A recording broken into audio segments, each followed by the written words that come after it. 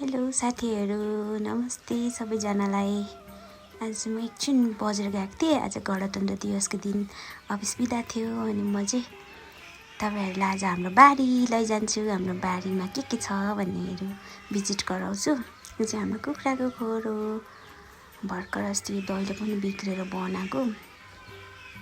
यो चाहिँ बाख्राको खोर हो। बाख्रा चाहिँ अहिले हाम्रोमा 2टा छ।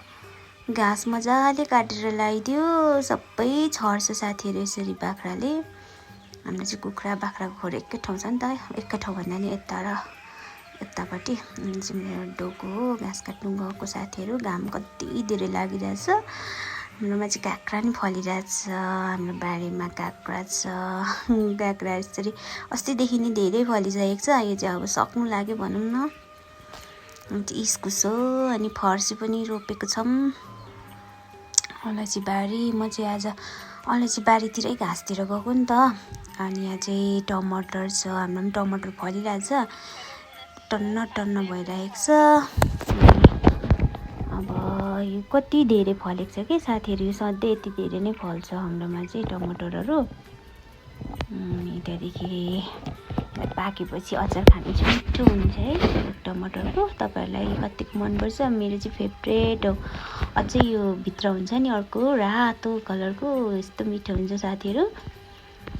अनि चाहिँ बारी अलैँची बारीहरू छ। यो अम्बक अनि यहाँनिर खोर्सानीहरू छ, सब्जीहरू। अहिले चाहिँ मौसम चाहिँ बब्बाल छ, घाम धेरै लागिरहेको छ। म चाहिँ घाँस नक्कल पार्दै घाँसतिर डोको बोकेर जाँदैछु।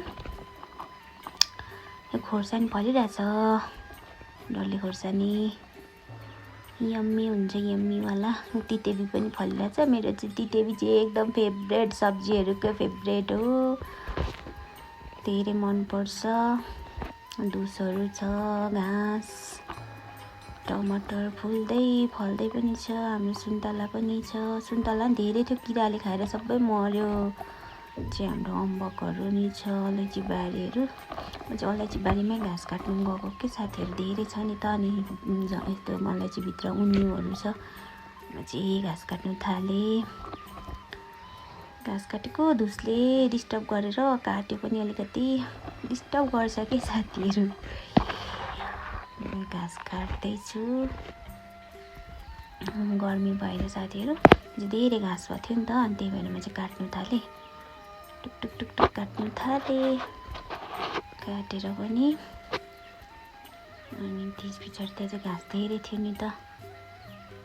पन्जा चाहिँ म लाउँदिनँ साथीहरू, अप्ठ्यारो लाग्छ। मकै पनि फल्दैछ अनि घाँस पनि यति पुऱ्याएँ,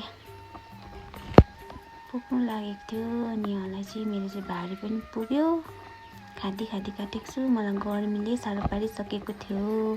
घाँस बोकेर लागेँ साथीहरू। म पसिना भएर म पुगेँ पनि गोठमा। घाँस पनि राखेँ। हाम्रो कुखुराहरू बाख्रा कुखुराहरू यहाँ मोज गरिरहेको छ। यहाँ भाइले चाहिँ स्टाइल पार्दै रहेछ। गमोट खोलेर म चाहिँ कुदेँ माथि। किचनतिर गएँ, सुतिरहेको थियो। किचनको ढोका स्वाट्ट खोलेँ साथीहरू। फ्रिजमा मैले चाहिँ फ्रुटी राखेको थिएँ, फ्रुटी खाएँ। फ्रुटी खाइदिएँ मैले, शान्ति भयो। अनि म चाहिँ नुहाएँ पनि साथीहरू। नुहाएर फ्रेस भएँ। सबैजनालाई मेरो भिडियो हेरिदिनु भएकोमा धेरै धेरै धन्यवाद साथीहरू। Thanks for watching. सबैजनाले लाइक कमेन्ट गरिदिनु होला। बाई बाई, टेक केयर साथीहरू।